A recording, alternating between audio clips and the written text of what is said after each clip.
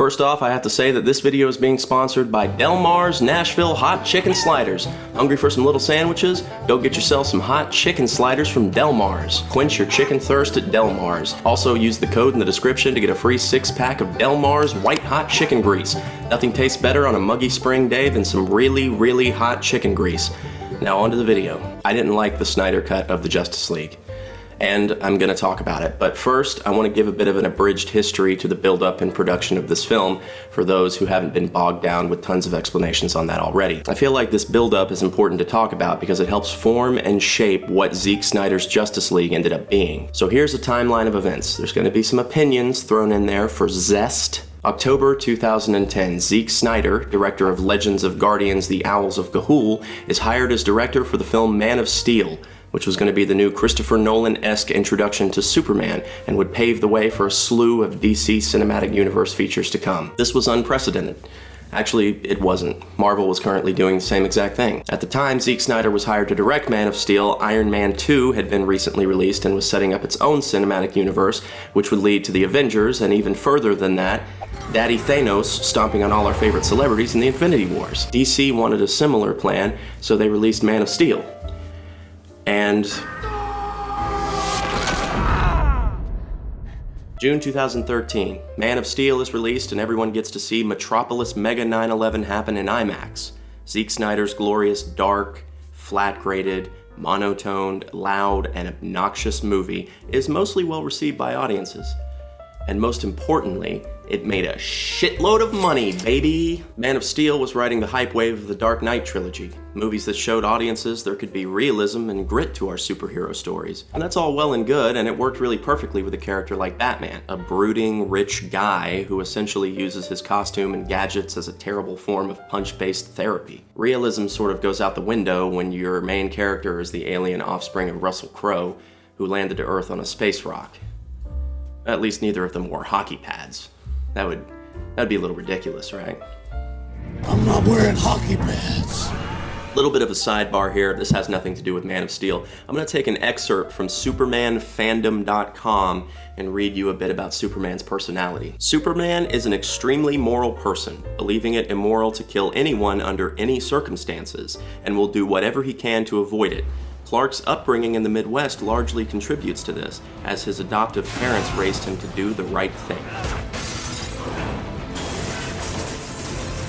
Now, I understand movies are different from comic books. In fact, I haven't read a single comic book in my entire life unless you count Dagwood, which I do. Artistic liberties, director's visions, and writing styles based on current trends are all things that exist. I get that. Regardless, whatever your opinions are about Man of Steel, it sets up a much darker tone for DC movies to come. Which leads us to 2015. Batman vs. Superman is released into... Oh wait, no. The original release date for Batman vs. Superman was July 2015, but it was pushed back. It was pushed back to, quote, give the filmmakers time to fully realize their vision, given the complex visual nature of the story. Superman was never real. Just the dream of a farmer from Kansas. March 2016, Batman vs. Superman is released into theaters. It's a bleak, confusing nightmare that takes a lot of influence from Frank Miller's The Dark Knight Rises and the early 90s The Death of Superman comics. As previously mentioned, I don't know anything about comic books, so let's go over to my good buddy Ben for a fact check on that. Yeah, that's right. To compare with the Marvel Cinematic Universe, Captain America Civil War was being released at roughly the same time. So in all actuality, you sort of have the same build-up pattern here. In Captain America, we see all of our heroes together on screen, but they've been divided by an issue. Batman vs. Superman has the same sort of premise, but with only one previous film to set up any sort of tone or character attachment up in comparison to Marvel's 11 films. That's a pretty big difference in pacing. Look, I'm no Marvel fanboy. There are plenty of MCU films I dislike, but I respect their devotion to an end goal. They had a plan and they stuck to it. By the time of Batman vs. Superman, DC was already flip-flopping so hard on their decisions you could put a bottle cap opener on the end of them. That's a little bit of wordplay for you, something to lighten the mood. Anyway,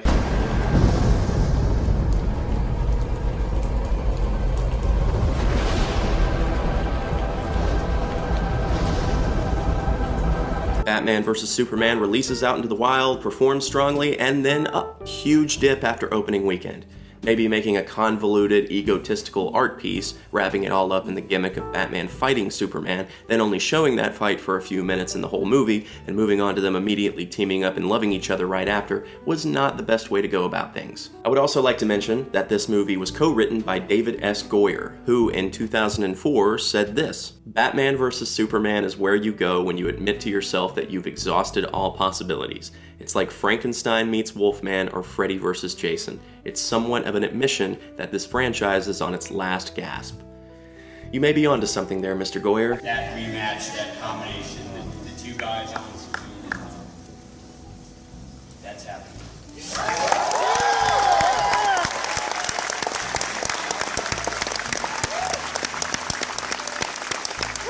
Also, Jesse Eisenberg plays Lex Luthor. I don't know much about the character, but I do know Kevin Spacey also played Lex Luthor. Jesse Eisenberg should not be playing any character Kevin Spacey has played. He looks more like he should be hanging out with Kevin Spacey at the Old Vic Theater. That's a bit of a deep cut joke, you guys get it. Oh, my coaster is attached to my cup. That's fun. We're going to make a Justice League movie, whether it's now or 10 years from now, but we're not gonna do it, and Warner's is not gonna do it until we know it's right. Well, okay, so everything's been set up. We have Superman, Batman, Wonder Woman shows up for a bit and even gets her own solo movie. Also Aquaman and Cyberboy from that Cartoon Network show.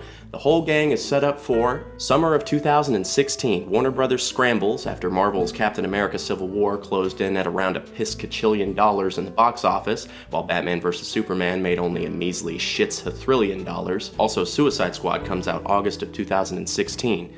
A movie that was ripped apart and sewn back together so many times it makes Sally from A Nightmare Before Christmas look like the mom from Home Alone. It's the same person. Catherine O'Hara is her name. Did you know that? Batman vs. Superman and Suicide Squad's poor audience reception leads Warner Brothers to absolutely freak the friggity fuck out about what to do regarding their big Avengers-style super movie. But they did it nonetheless. As in, it came out in theaters, it was made, and then released. That is true. So here we go. Time to talk about the Justice League. What did you do this weekend, Diana? Me? Nothing very interesting.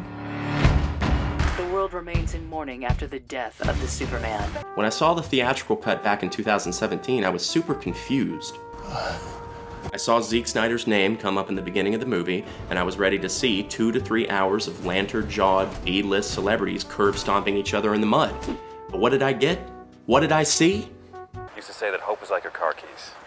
Easy to lose, but if you dig around, it's usually close by. Did you ever fight a hippo?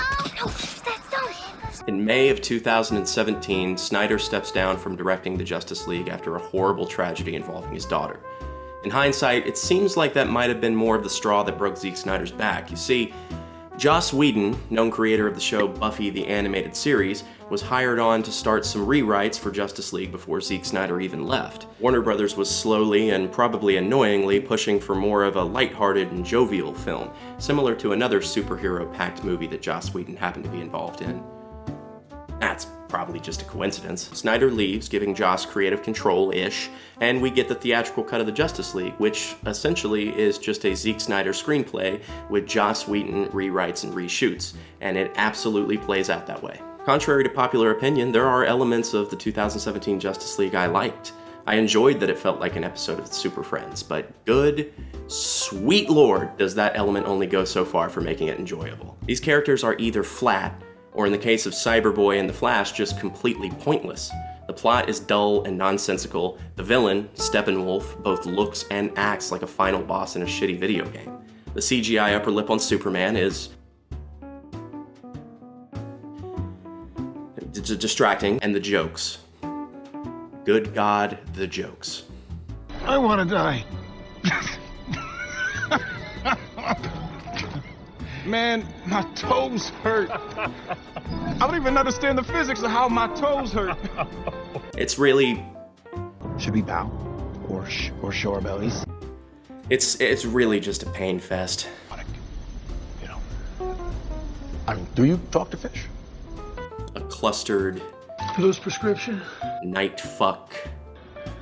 Are you just trying to look brainy? A fucking nightmare.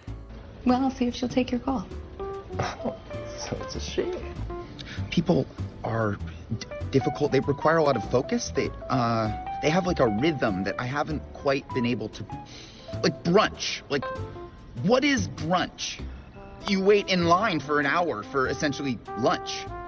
I mean, I don't know. People are a little slow. If you're Joss Whedon and Warner Brothers is breathing hot peppercorn deli meat breath down your neck about making this movie more lighthearted and fun, what do? Why? You just keep Zack Snyder's words, but sprinkle in some horribly misplaced jokes to make the whole thing a convoluted nightmare. To say the DC fans were disappointed in the theatrical cut of Justice League, which would later be deemed the Joss Whedon-tist League, is an understatement. People were livid. So livid that they created a hashtag on Twitter. Yes, that livid. Release the Snyder Cut. You see, the now called Zack Snyder's Justice League was only a whisper of a rumor at the time, but the DC fans knew Zack Snyder's true artistic vision. They knew that this oversaturated flatline of a movie could not be Zack Snyder's movie. There was just no way. Well, they were right. May of 2020, Zack Snyder's Justice League is announced to be released on HBO Max the following year. $70 million to complete all additional shots, VFX, score, and supplies for Ben Affleck's crippling nicotine addiction. And after all that, here we are. March 18th, 2021, 1 month ago. Zack Snyder's Justice League, the original, but also with reshoots, cut of Justice League is released a bit over 3 years after the theatrical cut that was shot mostly afterwards but released first, was released. To the tens of millions of people watching this video, if you already knew all of this, which you very well may have, my apologies. I just thought it would be good to glaze over mostly everything that led up to the release of this film. Because Zack Snyder's Justice League isn't really a movie more than it is the end result of almost a decade of horrible mistakes and backtracking from Warner Brothers. Oh, it's also a movie. Let's check it out. Yes, this movie is split up into 7 parts, 6 working parts and an epilogue, making this movie a brisk 4 hours and 2 minutes long. I'm also going to refrain from comparing Zack Snyder's Justice League to Joss Whedon's Justice League. Why? Why, you ask? Well, because as far as Zack Snyder is concerned, this is the only version of the movie that matters. He didn't even see Joss Whedon's cut. That, combined with the fact that this film was technically made first, for the most part anyway, means that this movie should stand alone as its own thing, which people don't really seem to be doing. In fact, when I went to find a decent plot summary on the internet, just in case I forgot something or needed a reminder without going back to the actual movie, all I could find were comparisons between the Snyder and theatrical cuts and what was changed or improved. No real thorough plot summaries of the movie itself. So here we go.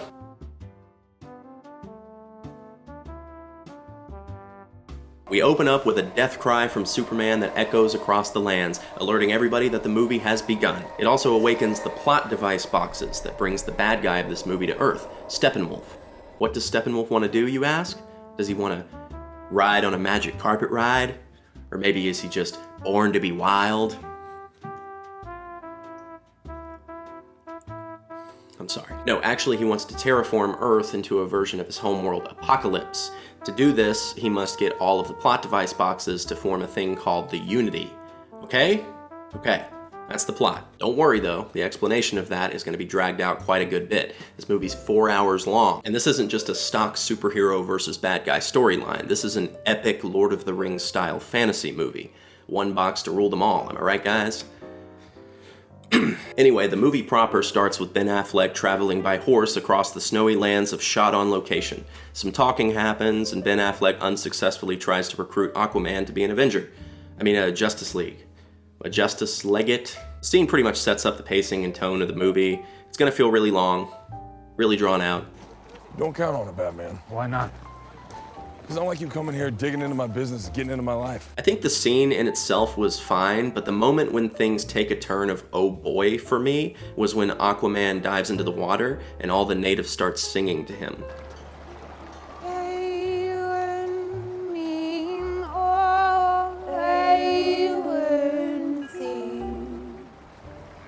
Now, I understand the context. I get that Aquaman is worshipped by these people because he brings them fish and jewelry, and so they're singing to him like he's a god. This is something that Zack Snyder really loves hammering home in his movies, that superheroes are the gods and that we are the worshippers. It's never exactly subtle. Also, everywhere Aquaman goes, he starts throwing his clothing around to go swimming. Does that mean that the world is just littered with his clothing? Because that doesn't seem very heroic. I'm sorry, I'm not fucking CinemaSins. Let's move on. Cut 2, Martha Kent losing her house. She explains later why. I got behind on payments and you know the banks. Okay, fine, that's good enough for me. Jesus, if we really got into detail about how Ma Kent lost her house, this fucking movie would be 6 hours long. Ben Affleck and Alfred meet up to do some sick exposition about recruiting the other members of the Justice League. Lois Lane, played by Amy Adams.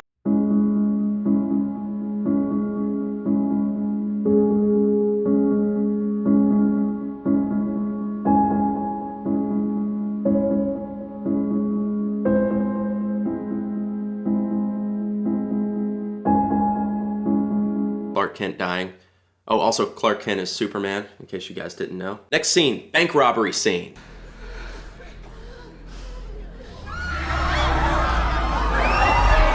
Wonder Woman foils the plans of a group of bank terrorists. This has nothing to do with the plot at all. I guess you can say it's to set Wonder Woman up as a character, but firstly, Batman vs. Superman already did that, and so did the solo Wonder Woman movie. The only real thing that comes of it is to tie her into the story of the Amazonians that happens afterwards. But I feel like they could have ditched this whole scene, and nothing in the movie would have been made worse for it. I mean, is this scene worth the movie being 4 hours long? Zack Snyder notoriously has extended cuts of a lot of his movies, but this movie isn't 20 or 30 minutes added to the normal runtime of a feature, like he did with Batman vs. Superman or even Watchmen. This is twice the length of a normal movie. Was this scene necessary? I don't know. Who's to say? But no, it wasn't really. Oh, also, the ending of the scene has a little girl in perfect lighting, seconds after she was almost shot in the face, and also seconds after half the building she was in was goddamn ignited in a ball of flame, saying to Wonder Woman, Can I be like you someday? To which Wonder Woman responds incorrectly with, You can be anything you want to be. Except for an Amazonian warrior turned bank robbery foiler with superpowers. You can't be that, little girl, I'm so sorry. Boom! Now we're in Rohan or Amazon or whatever, I don't know. Zack Snyder wanted this to be like Lord of the Rings, and good God, these Amazon scenes are definitely muddling the lines between in the spirit of and this is me ripping off Lord of the Rings. I'll explain more on that later. Anyway, the Amazonians are guarding one of the plot device boxes that we talked about earlier. Oh, and Heather Locklear is doing her best attempt at an Amazonian accent, I guess, which just sounds like Russian. It has slept for thousands of years, since the first age.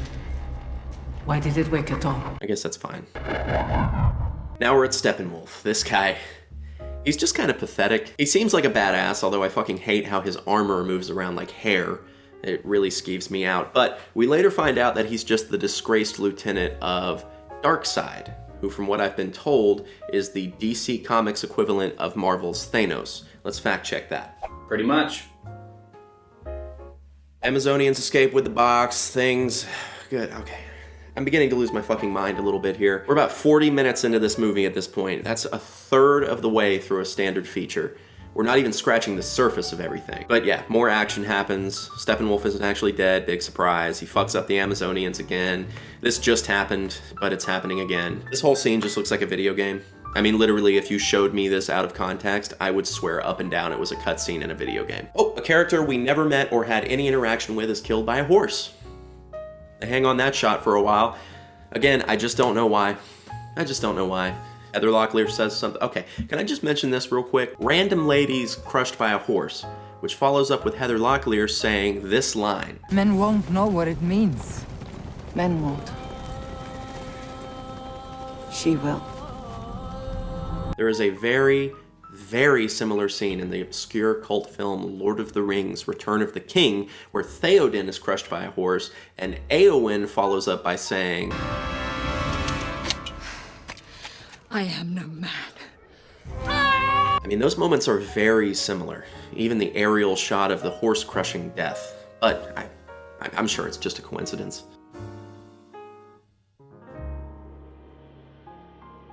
Ben Affleck takes a second to plug Gillette razors, while more exposition happens between him and Alfred. For the rest of the movie, Ben Affleck will look like Mitt Romney. That has nothing to do with anything, I just wanted to point it out. Anyways, Ben Affleck is still searching for superheroes. Why? Why is he doing this? Well, he made a graveside promise to dead Superman.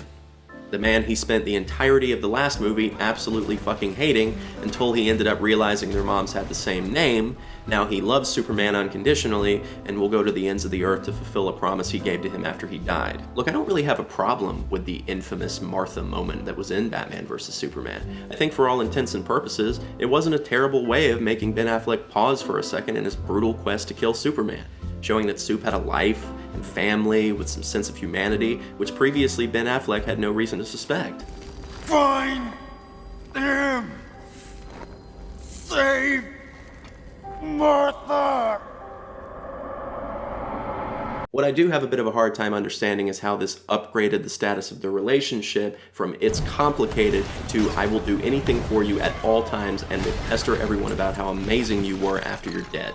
Yeah, which I think sums up sort of the philosophical, like, he's come to this, all the way to this notion that, like, he can only live in a world that he forces into a morality that he can justify. But in the end, he's about to discover that his actions... We're back in the Amazon now. Heather Locklear shoots a fiery arrow to light something very far away. This alerts Wonder Woman that the movie has begun. Wait, I thought this movie already began. Oh, Jesus Christ. Wonder Woman's busy touching up the Statue of Liberty or something, and then is alerted by a small TV near her that a bonfire is burning. I guess this is breaking news. Oh, it's a shrine of the Amazon. Okay. Well, okay. Wonder Woman's about to go... Oh, wait, nope. Now we're on to a different storyline. Now we're going to talk about Cyberboy. He's the next superhero. I'm starting to feel like there's a reason Marvel gave every superhero their own backstory movie before shoving them all into a movie together. I'm just kidding. I'm not starting to feel like that at all. Cyberboy was a high school football player who died in a horrible car accident and was brought back to life by his scientist father, who used energy from the plot device boxes, one of which was in the lab he works at, to recreate Cyberboy as the powerful superhero we all know and love today. Not satisfied with my description of that?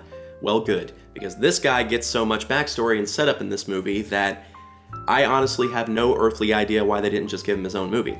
I mean, seriously, if they had given Cyberboy an entire solo film to explain his creation, turmoil, and redemption, that probably wouldn't have been a bad movie at all. But here, all of that is shoved in with the 18 other storylines we already have going on, and it's making my head hurt.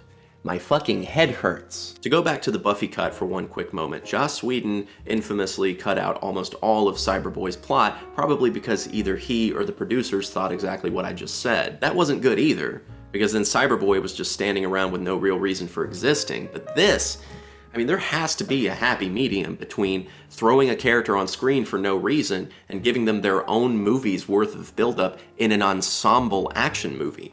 But maybe there's not. Maybe I don't understand art. Next scene, Wonder Woman is at a temple with a torch. This is actually probably my favorite scene in the movie. Why? Through the magic of visual storytelling, we see the battle between the Amazonians and Darkseid, the importance of the plot device boxes, and the ominous tone of what they represent. And we get a sense of the gravity of the situation we're about to be presented with, all without saying a single word. That's part of the beauty of movies. Saying less can often be more. She will later go on to describe everything to Ben Affleck at great length anyway, so maybe saying more is more. Maybe saying less isn't less. Maybe it's more than less. Maybe it's less than more. You see how I'm talking a lot when I could have just stopped? Yeah. Aquaman saves a guy from the ocean, finds some slime, Willem Dafoe shows up to reprise his role from the lighthouse. I don't know, I don't really give a shit about this character. I know Aquaman has to be in the Justice League, or I guess I know that, and Jason Momoa does a good job of trying to get women interested in this movie. Oh, also going back to the Lord of the Rings thing, Aquaman is the reluctant heir to the throne of Atlantis, who chooses to live life as a vagabond instead of taking up his duties as King of Gondor. I mean Atlantis. Ah, see. I get it. Steppenwolf summons Darkseid, who I mentioned before is the big baddie. They probably could have just had Darkseid be the bad guy in this, and ditched Steppenwolf completely as a character. I'm pretty sure Zeke was playing the long game, though, and biding his time for future Justice League movies. As we talked about earlier, playing the long game has always been DC's specialty. Okay, it's plot time again. Steppenwolf owes Darkseid 50,000 terraformed worlds before he is out of Darkseid's debt. Earth is his next stop. He's doing a really shit job, by the way. Why doesn't he just pick planets with no life, so there's no one to stop him? Why does he pick the planet with a bunch of fucking superheroes on it? I don't know, all the planets probably have superheroes in this universe. Moving on. Wonder Woman and Ben Affleck meet up to talk about everything we've already seen in the past 40 minutes, but also show more useless stuff. Oh wait, this scene feels really familiar. The defenders of Earth made a vow. Men, Atlanteans, and Amazons. Each would enshrine and guard one of the 3 sleeping mother boxes, according to the rites and rituals of their culture. And 9 rings were gifted to the race of men, who above all else desire power.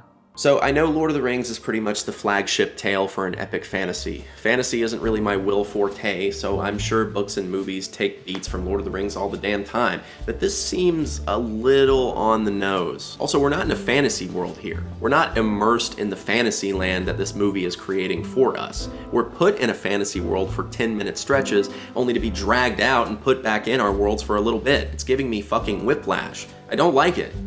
I don't like it one little tiny ass little bit. Anyway, the plot device boxes are big bad boxes that were fought for in a war between a bunch of gods and goddesses and Darkseid with his merry gang of evil demons. The good guys won and hid the boxes away. The boxes will never awaken again until they reveal that Earth no longer has a protector strong enough to shut them the fuck up. Which is why Superman's death cry signaled them to awaken. This battle happened thousands of years ago, and Superman came to Earth like 30 years before this. Oh, why didn't they just wake up the many years between those two events? I don't know. Also, what about the other dangers? The Atlanteans and the Amazonians and all these mythical creatures weren't strong enough to defend Earth? Then what's the fucking point of the Justice League? Why wasn't this just called Man of Steel 2: The S is Silent? That's always been my problem with Superman. He's a character who is too overpowered. So when you put him in a group, it kind of makes the rest of the group look shitty by comparison. But he's dead, so I guess that doesn't matter. I mean, Superman is dead, and there is no way he's coming back. That is obvious. This explanation takes about 10 to 11 minutes. Was it necessary? I guess. I mean, I feel like that nice little fire scene with Wonder Woman did a great job of giving us what we needed without needing to go into a bunch of fan service-y detail. Is that a Zack Snyder problem? Is it a DC problem? I don't fucking care. Now we're on to The Flash, who is basically just Schmidt from New Girl. This is the last superhero setup, and we're only a jaunty little hour and 10 minutes into this film. This scene, I like what it's trying to do, but this is one of those moments where Zack Snyder's love of slow motion excess baffles me a little bit. Here's the scene. The Flash is at a pet store chatting about a job opportunity. There isn't a whole lot of subtlety in establishing that the Flash is going to be the comedic relief of this movie. He rambles on for a while the girl he made some lovey eyes with earlier gets into her car and drives away. A horrible accident occurs, and the Flash zips away at super speed to save her. This is where Zack Snyder's slow motion art, or slart as I'm gonna start calling it, sort of lands correctly. Using slow motion during the Flash's speed scenes is a great idea. It allows you to see what he's doing while still feeling otherworldly and out of time with normal events going on. If he didn't have such an affinity for slow motion in almost every other scene, this might have been a great standout with everything else, but it just kind of feels like another Zack Snyder slarty barf fest. The tone of this scene is comedic, but also with sad, tragic music playing behind it. It's a little strange. It's not a terrible moment by any means. It has setup and payoff, sets the Flash up well with minimalism, but I'm just so very confused by what the tone of this movie is trying to convey. We have gigantic fantasy-level action sequences shot in a faraway land, a jobless schmuck saving some random woman in the street, which is comedically written and portrayed, but with sad music. What do you want to be, movie? Lord of the Rings? Do you want to be that? Or Sam Raimi's Spider-Man? Is this Alien? What are you trying to be, movie? Also, once again, this lady was probably in the most horrifically terrifying moment of her life. Does she freak out? Does she moan and shriek in confused terror at how she's not fucking dead? No, she just looks up with a smile on her face. I think kind of still flirting with the Flash. What? That's like how a child imagines saving somebody in their head when they're daydreaming. We have more Steppenwolf stuff. He's killing some elves, trying to find some plot device boxes. Yeah, okay. Back to Lois Lane, she's sad. Back to Ben Affleck and Wonder Woman. You think Joss Whedon was the only one who had horribly placed jokes? He said he'll fight with us? More or less. More or more less? Probably more or less. He said no. He said no. Yeah. I'm sorry. That's My fault. okay. Don't worry about it. It happens.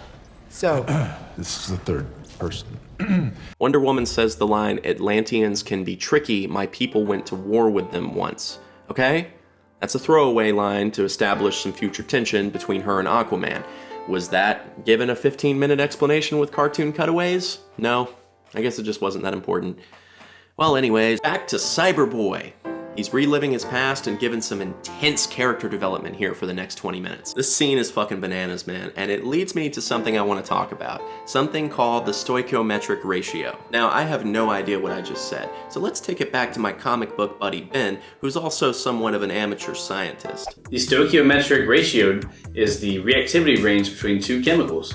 For instance, if you have a volume of all propane, it's not going to ignite.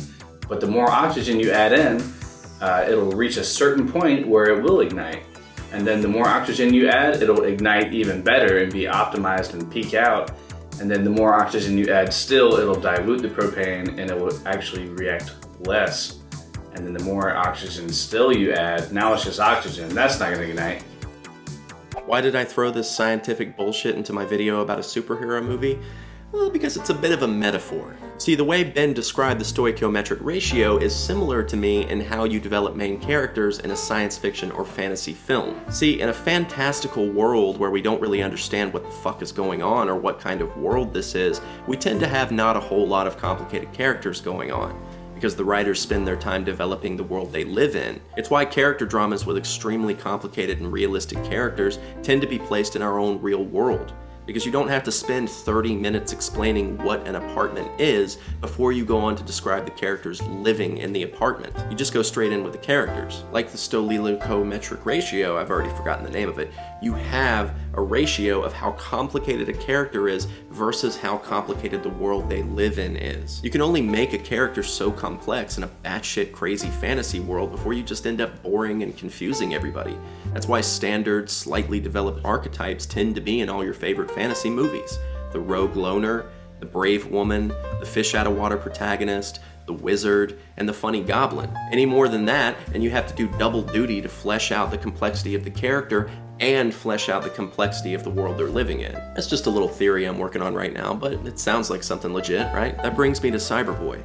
This world Zack Snyder created is so all over the place. We have Atlantis, Amazon, space demons, space demigods, elves, Greek gods, Ben Affleck, robots, and sassy Jews. We're spending most of this movie just trying to figure out what the hell is going on in this universe.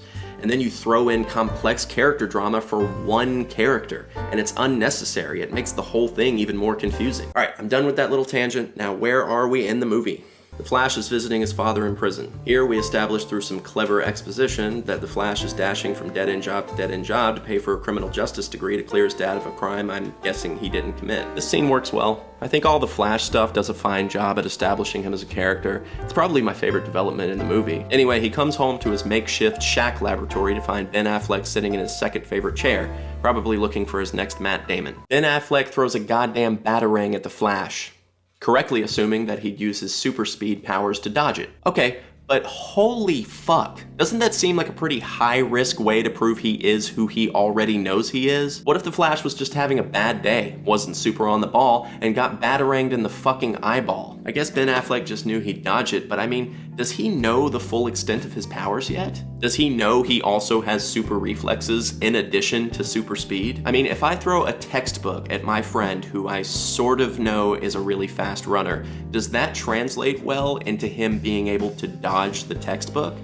Well, let's test that on my friend Ben, who is not fast. Don't throw a textbook at me. The Flash agrees to join the Justice Squad because, quote, "I need friends," which surprises Ben Affleck, as it should. It was a really quick shift in goals. I thought his driving force was to get his father the freedom he deserves. Didn't we just establish that in the scene prior to this? Why did we establish that and then not connect it at all in his joining of the Justice League? Maybe Ben Affleck could have come to him with a proposition. Hey, Schmidt from New Girl. I know about your dad. I know he's innocent. I can get him free. Currently, I'm a little busy with the issue of saving the goddamn world. You help me, I save your father. Deal? Is that a bit shitty? Yes, but it's not much shittier than throwing a batarang at a stranger's eyeball. Sick shot of a concept Mercedes and we're off. Cyberboy hacks the back computer to set up a meeting with Wonder Woman. So Wonder Woman shows up in almost the exact same Mercedes Ben Affleck was in earlier, which was a tad confusing. I thought Ben Affleck was going to get out. I know Mercedes is a co-producer of this movie and shelled out a bunch of money for advertising, so it has to be a Mercedes, but can you make it a different color, at least? I mean, you're confusing me, movie. I'm trying to pay attention. Cyberboy reveals he is Cyberboy. Doesn't join the Justice League. Here's where I'm going to mention the aspect ratio of this movie, because for some reason it really bothers me in this scene especially. Now, the beginning of the movie tells you, this film is presented in a 4:3 format to preserve the integrity of Zack Snyder's creative vision. what exactly does that mean? Well, 4:3 aspect ratio was like the OG of aspect ratios. It's the black bars on the side instead of on the top and bottom. It's also basically the same as the Academy ratio, so essentially it was how most movies were shot from the 1930s and slowly faded away with the rise of high definition and favored more of a widescreen look. Movies these days will go back to the 4:3 aspect ratio to give their movie more of a classic or dated look. The Lighthouse, Ghost Story, The Artist, the Grand Budapest Hotel uses it really well to knock back and forth between time periods, using their aspect ratio basically as a storytelling device in of itself. All this leads to the Justice League. This is a movie set in modern day with futuristic events going on and a lot of visual shit on the screen. Don't you think this movie should be in widescreen? Well, Zack Snyder would probably agree with you. My intent was to have the movie, the entire film, play in a gigantic 4:3 aspect ratio on a giant IMAX screen. Superheroes tend to be, as figures, they tend to be less horizontal. Maybe Superman when he's flying, but when he's standing, he's more of a vertical. Everything is composed and shot that way, and a lot of the restoration is sort of trying to put that back, put these big squares back. It's a completely different aesthetic. It's just got a different quality and one that is unusual. No one's doing that. So he's saying that when people stand, they're vertical. And so that lends itself to being shot in 4:3. Okay, weirdly he didn't predict a pandemic that would shut down all IMAX theaters and end up putting theatrical releases on the same streaming site as the John Oliver show. So the artistic move didn't really pan out the way it meant to, and I do think the movie suffers for it. This scene especially feels really squished to me, really compact for no reason. You're not meant to feel claustrophobic in this movie. It's a doomsday action movie. That's all I have to say about this scene. Did I say anything about this scene? Moving on. Good sweet God, we're not even halfway through this movie. I need to speed this process up a bit. Okay, next scene. Cyber Dad is doing science shit. Oh, Ben Affleck is also being framed for stealing the box from the lab. In actuality, it was one of Steppenwolf's space demons. Holy shit, I forgot about Steppenwolf. He should be back soon, right? Right? More Cyberboy stuff. He's mad at his dad for bringing him back to life. Some Frankenstein's monster sort of shit going on. You get the idea, right? Jim Gordon, played by J. Jonah Jameson, is dealing with the whole Ben Affleck as being framed thing I just mentioned a few seconds ago. This was pretty much just established to get Gordon and the Justice League to meet up. Now here we are. We're at hour and 43 minutes into the movie, and we have 3 out of the 6 members of the Justice League together. Fuck yes. Meanwhile, Steppenwolf appears in Atlantis to get his next plot device box and beat up some Atlanteans, including Amber Heard. It's a good thing she didn't date Steppenwolf, right? Instead of Johnny Depp? You know, because she's the one that likes to do the assaulting? That joke will probably be dated very soon. Amber Heard does her best all ancient beings are British accent. Aquaman realizes he needs to hurry up and join the Justice League because the movie is halfway over. Okay, so we're halfway through the movie. Where are we at? Steppenwolf has 2 plot device boxes out of more than 2. The Justice League is partially set up, and we're sort of near the end of the beginning of the movie. All right, cool. Let's take an intermission. Tired of waking up every morning feeling fresh and feisty for the day to begin? Try Delmar's all-new chicken grease melatonin the night before. The capsules are coated in a healthy glaze of white-hot chicken fat that sticks to the linings of your stomach like sand spurs to a toe. Take exactly 1 pill the night before you go to sleep and wake up feeling like you just watched Zack Snyder's Justice League. Depressed, tired, and confused. And then just go back to bed and sleep until all your worries fade away into the back of your mind, where they'll resurface in the form of a panic attack in the middle of the evening. Use the code in the description to get 30% off the first 3 pills now. Now back to the video. The one-half completed Justice League meets up with Gordon on the roof of the Gotham Police Department to talk plot. The scene is great. Just some good old-fashioned superhero save-the-day kind of stuff. Not bad at all. That's all I have to say. It was fine stuff. Now we move on to the big showdown. Wait. This is the halfway point. Oh, God damn it. The Justice League, now including Cyberboy and Aquaman, fight Steppenwolf, and it's fucking sick, man. It's so cool. Action stuff, man. I have been watching 2 hours of slow setup on each one of these characters, mostly, and I still don't give a single shit about this fight. Is it because it also looks like a video game with no weight to any punch or stab? Or is it because I just don't care about these characters, even though I really, really, really know I'm supposed to? The Justice League doesn't save the day. They do escape, though. This actual halfway point would have been a perfect time to end the movie. Pull an Infinity Wars, split it up into 2 movies, have your characters at their lowest moment, and then pull the plug. Make people wait for round 2. That would have made sense. Do I think it would have made the movie good? Nope. Okay, Cyberboy still has the last plot device box Steppenwolf has been searching for, so it's not all over yet. There's now a thing called the anti-life equation, which is the key to taking over the universe. Man, do we really need a new thing in this movie? We had the plot device boxes, we had the characters all set up, finally, but now we have a new thing that we have to wrap our heads around. I'm starting to get why Ben Affleck smokes 7 cartons of cigarettes a day. Okay, Darkseid shows up for the first time. I'll be completely honest with you, the first 2 times I watched this movie, I thought the guy Steppenwolf spent this whole time talking to was Darkseid. But it's actually someone called Desaad, who I guess is a middleman between Steppenwolf and Darkseid. Have you ever heard, it's sort of a common expression, have you ever heard of the expression, cut out the middle guy? You heard that?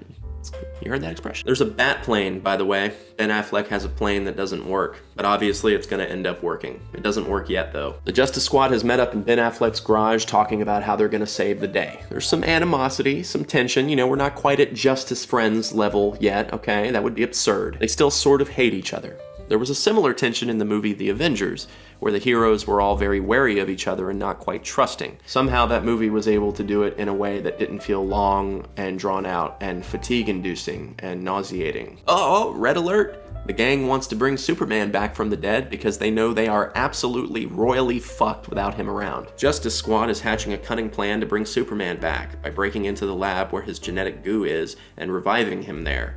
They dug up Superman's corpse, broke into the lab, and are ready to go. Now here's the rub, okay? Here's the shakedown. The Flash has to use his electricity to zap the super goo at the precise moment one of the plot device boxes hits the goo, causing a chain reaction of writer's block that will bring Superman to life, okay? Fine, totally fine. This moment is set up with such weight and tension, acting as if the Flash couldn't just try again if he fucks up. I mean, there's no permanent screw-ups I can think of that would keep him from just trying this again if he messes up. But anyway, he does succeed in the first try, so it doesn't really matter. He does hurt himself though, tripping and falling really badly after doing all of that. Nobody gives a shit at all. Like, not even a little bit. They're all just staring at Superman. Some team, guys. Oh, also during that run, it is shown that the Flash can reverse time. Well, that's fucking awesome. That's a huge plot device right there. Foreshadowing. Foreshadowing is what we call that in the biz. Oh, also the entire time the scene is playing out, it's cutting back to Lois Lane doing her daily sad ritual of visiting Superman's memorial. Did you forget about that? I did too. Superman is alive! He flies to his memorial. I don't really know why, but he does. He's also only shirtless and shoeless. His pants are fine. What is this superhero phenomenon of fucking up your clothing except the pants? That shit has been going on since Lou Ferrigno. Superman is alive, but he's got some amnesia going on because he just came back from the dead. Oh, also, we just discovered how to bring people back from the dead just now. Maybe it only works for crazy overpowered superheroes, but I mean, he was dead. Now he's alive. That's pretty insane, right? So Superman fights the Justice Squad in a fit of mindless rage. I like this scene quite a bit too. It had absolutely nothing to do with anything else going on in the story, but it's fun and it's cool to see Superman kicking the shit out of all these heroes. I kind of wish he had killed them all, to be honest. I'm just being honest. Anyway, he doesn't. Oh, I have to mention this because it's pretty common for the rest of the movie. Ben Affleck is just Ben Affleck in this movie, right? Like, he's not an Amazonian warrior or a fishman, he's not Robot or a sassy Jew. He's literally just Ben Affleck and pretty good at doing pull-ups in the rain.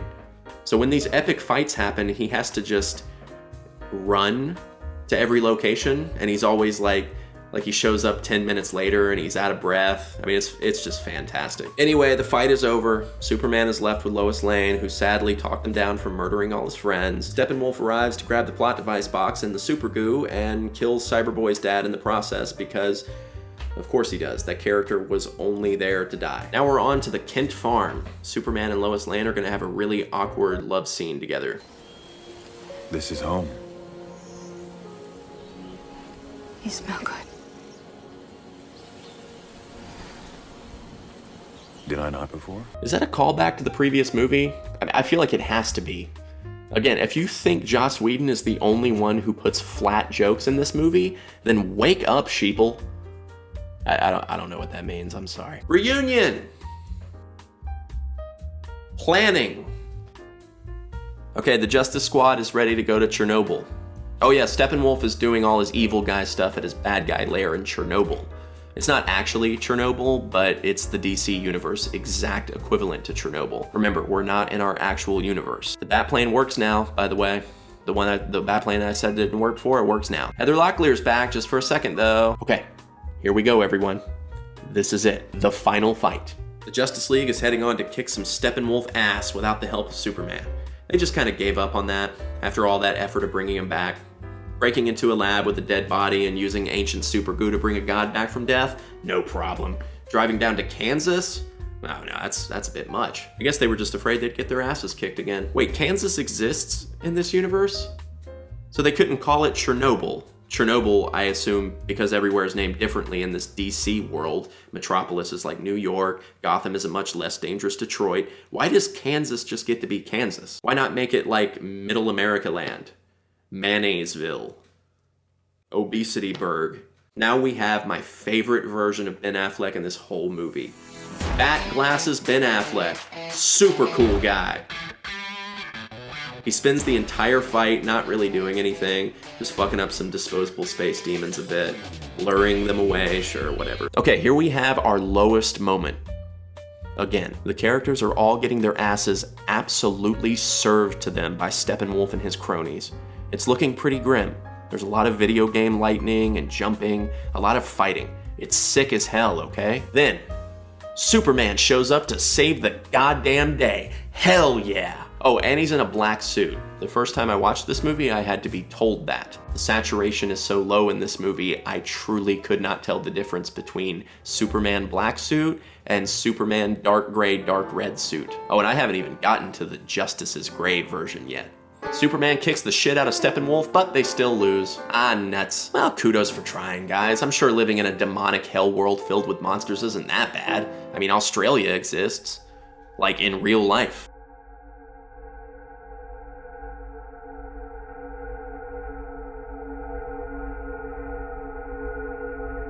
Oh wait, the Flash goes back in time, calling back that little moment we saw in the super goo. He says the lines, "Make your own future, make your own past," which I don't know why I have a problem with that. It just feels like a Nike commercial. Make your own future.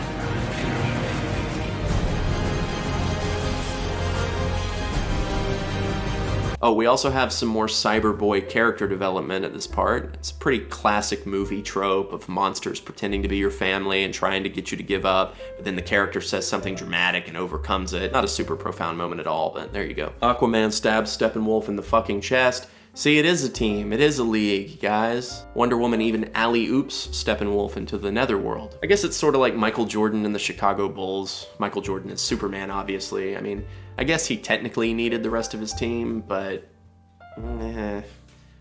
Oh look, the movie's almost over. I told you Steppenwolf would fail. Yes, you did. Basically, Darkseid got his hopes up when his deadbeat nephew Steppenwolf almost did something right.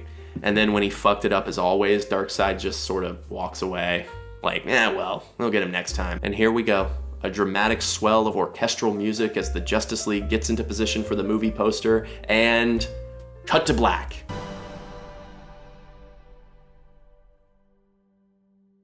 Shit. Okay, you remember that tape recorder that Cyberboy destroyed earlier in the movie? No, I didn't tell you about that. Well, he undestroys it and listens to a tape recording of his father saying some really grand and inspirational stuff that will play over the conclusion of the movie. Your standard end of action movie kind of thing. Aquaman's gonna potentially take up the throne, Ben Affleck's setting up the Hall of Justice, Flash got a job as a CSI intern, which is a backdoor pilot for the new CBS show CSI Metropolis. Ben Affleck is also in Kansas with Superman getting Ma Kent's house back. You remember when her house was foreclosed?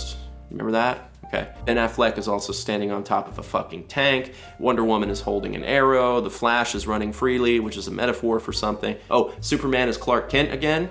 Did nobody wonder where the hell Clark Kent was? Or why he disappeared exactly the same time as Superman's death? No? Okay. And that's it. That's the movie. We have nothing more to talk about. Oh, fucking hell. Okay, now we're setting up something else. Lex Luthor escaped from Arkham Asylum and is hiring Deathstroke to kill the Justice League. I'm gonna guess that that's something from comic books where a group of bad guys team up. Let's go to my buddy Ben with a fact check on that. Yeah, it's actually called The Week. Okay, so we're done now. Lex Luthor, who I totally forgot about, is back. Everybody's set up, we're done. The Snyder Cut was... No. Okay, so now we're in the future. So we're done resolving everything and everyone, but we need more. So we have a Book of Eli sort of wasteland with Ben Affleck, Cyberboy, Deathstroke with a sick mohawk, Amber Heard doing 50% of a British accent, and the Flash with a cool helmet and disgusting trash stash. Things have happened, right? You thought everything was just fine and dandy. Well, no. Then we get to the meringue on top of the lemon pie of eye rolling, which is Jared Leto as the Joker. Au contraire, my little fish stick. Now, I know I'm not the only one that hated Jared Leto's portrayal of the Joker in the Suicide Squad, but a lot of that was probably due to the choppy cut and paste writing of the movie and the weird direction of gangster Joker somebody had the idea of moving forward with. Well, this time, we get a long-haired post-apocalypse Joker, and tons and tons and tons of work. He says a lot. He says a lot of stuff. And I'm sorry, I thought this little scene between Ben Affleck and Jared Leto was terrible. Besides, who's gonna give you a reach around? Anyway, you need me. The whole performance just felt like a high school theater kid trying too hard to be serious on stage. And believe me, I know something about that. I just can't get into it. The only line I like is when Ben Affleck says, I've been dead inside a long time. I hear that, buddy.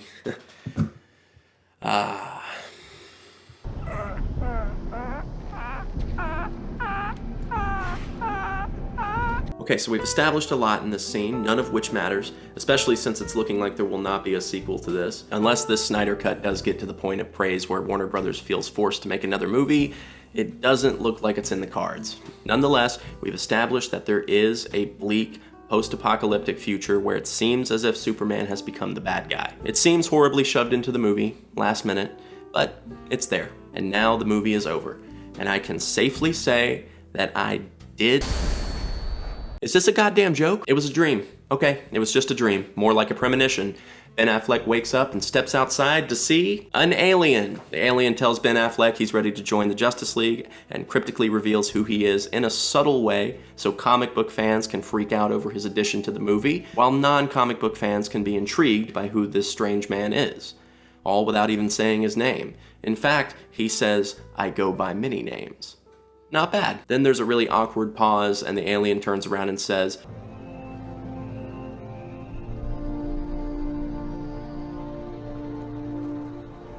well, I'll be in touch. Oh, and some have called me the Martian Manhunter. I assume people who know who that is already knew that by looking at him, and the people who don't know who he is still don't know who he is. Why not just leave it without being said? Why shove in an awkward pause and then just have him turn around and say his name anyway? Why do any of this? Ben Affleck looks tired and then goes back inside. End of movie. It's the end.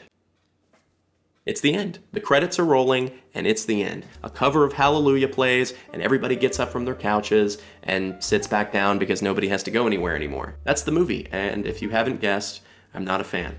I don't think it's the worst movie ever made or anything, but what raised my interest in talking about this movie was not the quality of it. It was more of the praise it received when it first came out. When I first watched this movie a month ago, I wasn't surprised at how it turned out. It played out exactly like it was described, a 4-hour-long Zack Snyder superhero movie. It was definitely better than the theatrical release. And I'll stick a probe up your alien. Characters were fleshed out, sometimes a bit too much, but nevertheless, everyone had something to do. Most of the terribly placed jokes were gone. Sure, I liked some of the cartoonish and simplistic elements of the Buffy cut, but that's not what DC fans wanted to see. They wanted to see a follow-up to Man of Steel and Batman vs. Superman, and this was definitely that. But at best, I thought this movie was slightly above average. And when it takes you 4 hours to tell a slightly above average story, you're doing something wrong. I thought this movie would go down the same path Batman vs. Superman did. Your DC super fanboys would love it, and everybody else would hate it. The following days after I watched it, I noticed everybody loved this movie. It was getting praised as epic and the greatest superhero movie of all time. A lot of people loved it, and that was truly surprising to me. I thought to myself, what was I missing? Was there something I didn't get? The first time I was watching it with friends and commentating and making jokes and such, you know how that goes. So I said to myself, I'm gonna watch it again. This time, no distractions. Just truly immersing myself in the story. People who liked this movie said to me, Jackson, it's 4 fucking hours long. Why are you gonna sit through this again? 4 hours should feel like a normal runtime if that's how it's meant to be. If your movie feels like a slog at 4 hours long, it shouldn't be 4 hours long. So I sat down with a cup of coffee and 18 shots of absinthe laid delicately before me, and I watched it for a second time. And nope. I'm sorry, I just don't get it. Characters are either over-explained or not explained at all. The tone flies around all over the place, leaving me unable to feel any kind of impact when things are in their tensest moment.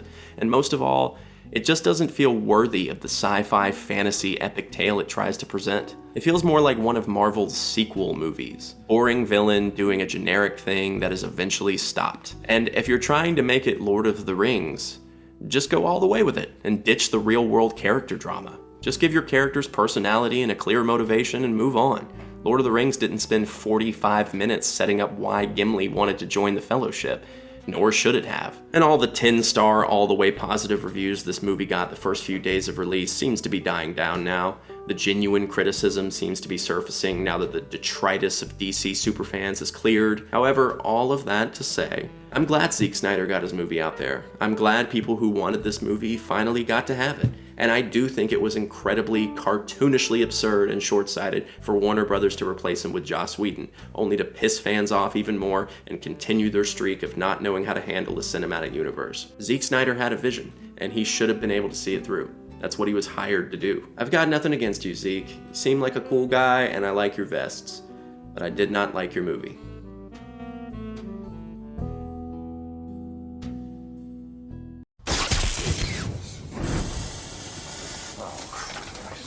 Oh, you thought this was over? Well, so did I. But 1 week after the release of Zack Snyder's Justice League, we get Zack Snyder's Justice League, Justice is Gray. What difference does this second director's cut have? Well, it's the exact same movie, but it's in black and white. I watched this one too. I watched it, the whole thing, black and white, searching not only to find meaning in my life, but also to find any example of why this was better in black and white. I got nothing. Some of the action shots look kind of cool in black and white, and it definitely is lit well for a black and white feature, but I don't get what this was supposed to add. Similar to the 4:3 conundrum, black and white is a tool often used to give movies a dated or artistic look, but this is a superhero movie where celebrities go around in Halloween costumes and beat up a cartoon hammerhead shark. And to go back to Superman's sweet new black suit, if the true vision of Zack Snyder's movie was for this to be in black and white, why would Superman in black suit instead of dark blue suit be such a pivotal moment? Why would you make a change in color a pivotal moment in a black and white movie? That's an actual fourth wall breaking joke in the movie Ed Wood, and you used it seriously. Eddie? Yes? Which dress do you like better? I don't know. Say, Bill, which dress works better for you, the red one or the green one? Which one is the red one? What do you mean? I mean, I can't see the difference. I'm colorblind. Why? Why, Zeke? Was it to get more vests? Did you release 8 hours of movie so you can pay for more vests? Thanks everyone for watching this video. Don't forget to comment down below to tell me to get a life or stop taking everything so seriously because it's just a damn movie. And don't forget to go outside. It's springtime. Bees are singing, birds are chirping, and absolutely nothing matters. Enjoy your day.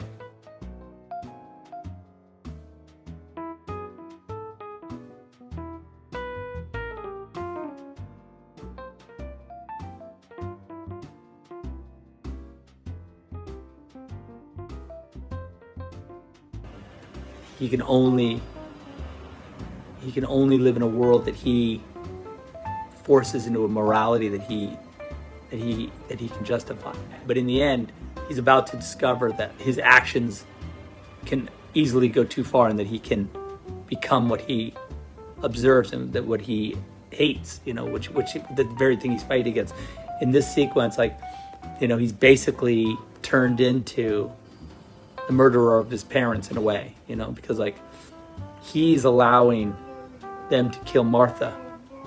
So is he responsible for the death of Martha? Has he become basically 100% the thing that he blinded by his hatred? He's become the thing he hates. But